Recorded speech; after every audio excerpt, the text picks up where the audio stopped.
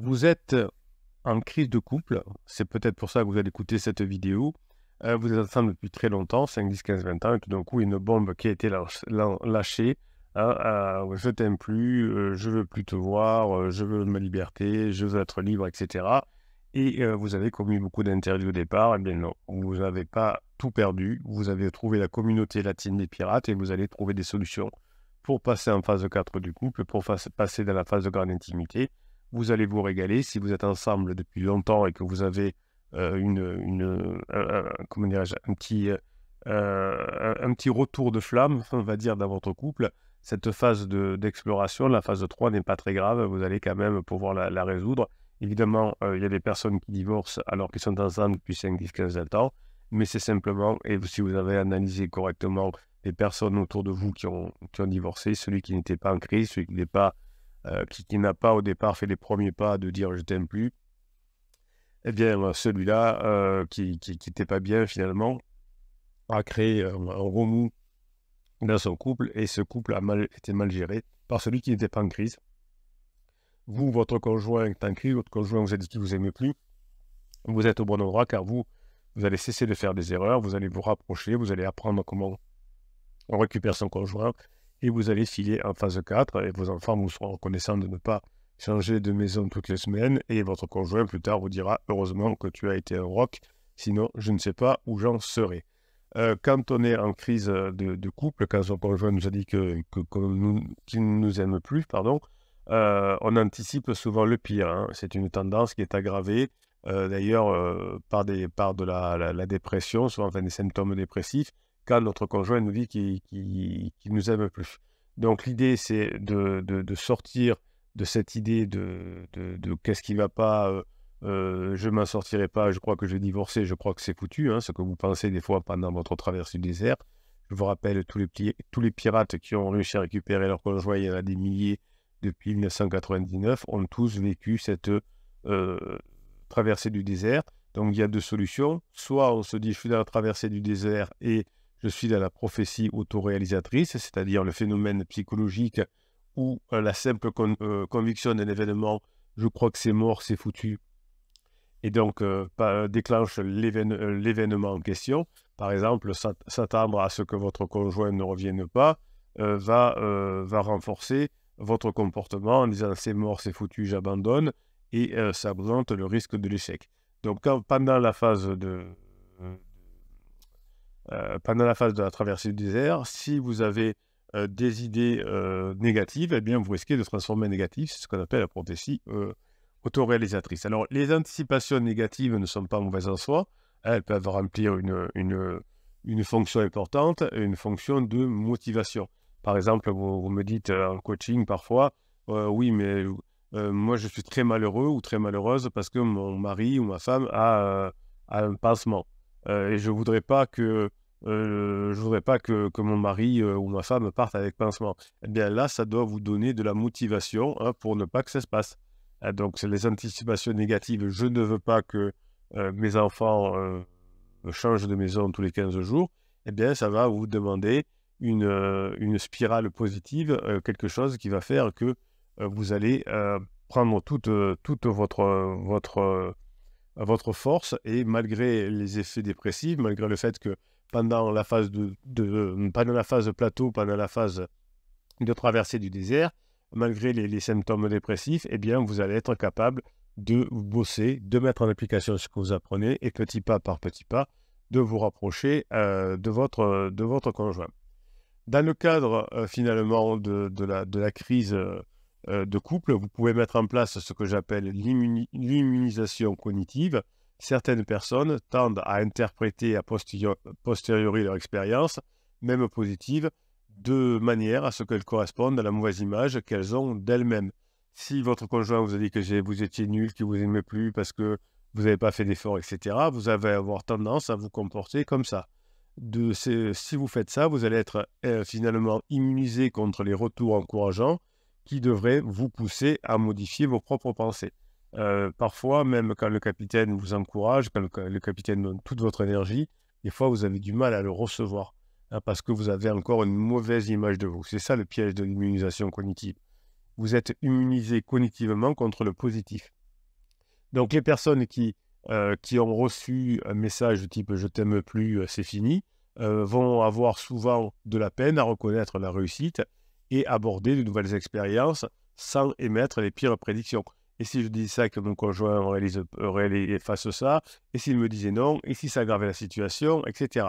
Donc tout ça va s'ancrer dans des attentes nourries sur soi et sur le monde. Évidemment, comme le monde est influencé par de multiples facteurs comme le contexte culturel, le vécu de l'enfance ou l'humeur du moment, eh bien, quand vous avez un choc émotionnel envoyé par votre conjoint, vous allez être comme figé. Hein.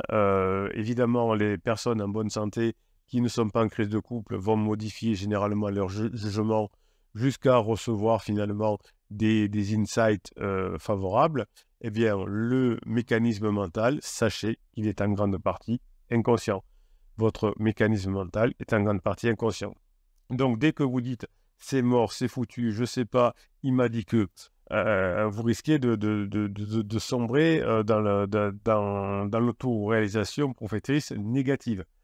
Sachez que pendant toute la crise du couple, il va falloir vraiment que vous réfléchissiez sur par qui vous êtes entouré. Si vous êtes entouré par des personnes qui vous démoralisent, peut-être parce que vous les avez saoulés à force de parler de votre couple, et qui vous disent « écoute, laisse tomber, c'est mort, etc. » Parce qu'ils en ont marre de vous entendre. Mais vous allez peut-être vous imprégner de ça. Si vous choisissez un mauvais psy de quartier qui dit « ah, c'est mort, laissez tomber, etc. », c'est pas bon non plus. Donc pendant quelques temps, si vous voulez avancer et si vous voulez ne plus être piégé par l'immunisation cognitive, vous allez vous entourer de personnes qui sont déjà avancées, qui ont réussi par rapport à vous, donc les pirates, le capitaine, etc. Et vous allez prendre cette grinta pour réussir. Les individus qui sont isolés ou mal accompagnés, entre guillemets, ont du mal à reconnaître le succès, car ils interprètent après coup leur expérience positive de façon aléatoire et de façon chanceuse. Oui, d'accord, il s'est passé ça, mais c'est de la chance.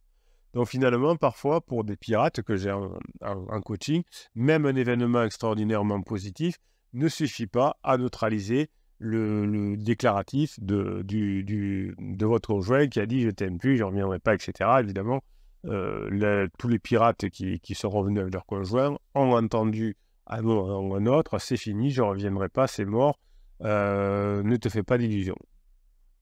Donc votre immunisation cognitive va intervenir souvent lorsque l'expérience contredit trop fortement ce qui était attendu.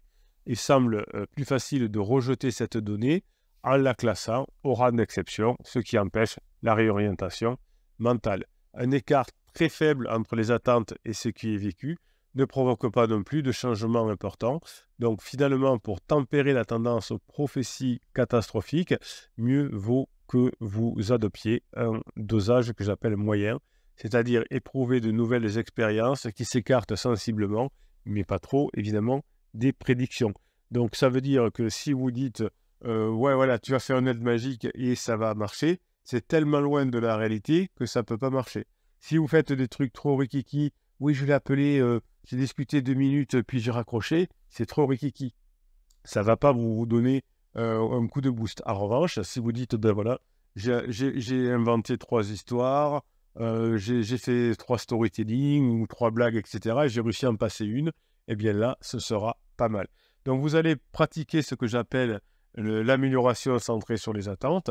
Vous allez réduire l'immunisation cognitive en le remplaçant par une piste intéressante pour lutter contre cet effet je ne suis pas en forme, je suis en down, je suis dans un bad trip. Eh bien, vous allez au contraire maintenant, grâce aux autres pirates, vous allez faire des interventions centrées sur vos attentes. Hein, c'est finalement une forme de fonctionnement qui permet finalement de traiter tous vos troubles psychiques, c'est-à-dire les moments où vous ne vous sentez pas bien, où vous pensez ne plus y arriver, comme dans la traversée du désert. Évidemment, vous allez avoir recours à ce que j'appelle des expériences comportementales. L'objectif, c'est que vous puissiez changer vos propres jugements, vos propres pensées à l'épreuve de la réalité. Regardez, tous les couples qui ont divorcé, c'est que celui qui n'était pas en crise n'a pas fait ce qu'il faut. Regardez tous les pirates qui ont fait ce qu'il faut, ils sont revenus ensemble. Donc finalement, vous allez utiliser des scénarios de la vie quotidienne ou des scénarios de la vie quotidienne pour vous donner comment dirais-je, un coup de boost et que vous voyez que ce que vous a dit votre conjoint déclaratif, c'était tout pourri, en gros, tu m'as jamais fait jouir, je ne sais pas, enfin, tous ces trucs méchants que l'on peut éventuellement dire à ce moment-là, eh bien vous allez au contraire travailler là-dessus et vous allez voir qu'en travaillant sur vous, au bureau, au travail, les amis vont dire « t'as beaucoup changé, t'es vachement mieux qu'avant, t'es beaucoup plus doux qu'avant, t'es beaucoup plus fort qu'avant, t'es beaucoup plus forte qu'avant ». Et tout ça va vous donner évidemment la grinta. Donc l'idée, c'est d'apprendre à remplacer vous-même vos prédictions négatives, hein, c'est foutu, il ne reviendra pas, par des vraies expériences, alors par petits pas, qui vont montrer chaque fois qu'on peut réussir à faire des choses. Donc l'idée, c'est pas de penser, mais de développer des actions qui vont changer nos jugements par rapport à la réalité. Ça va réduire les distorsions cognitives qui sont typiques de la crise de couple. Donc pour bien prendre conscience de ces mécanismes, je vous conseille de consigner par écrit vos attentes, vos pensées, et de rechercher les situations les plus appropriées pour les mettre à l'épreuve. Hein, si vous voulez, par exemple, dans vos attentes, passer un bon moment avec votre conjoint, eh bien, vous allez trouver des situations, comment je vais passer un bon moment, quelles sont les blagues que je vais raconter, comment je vais sexualiser, etc. Donc, les stratégies d'immunisation sont évidemment très importantes.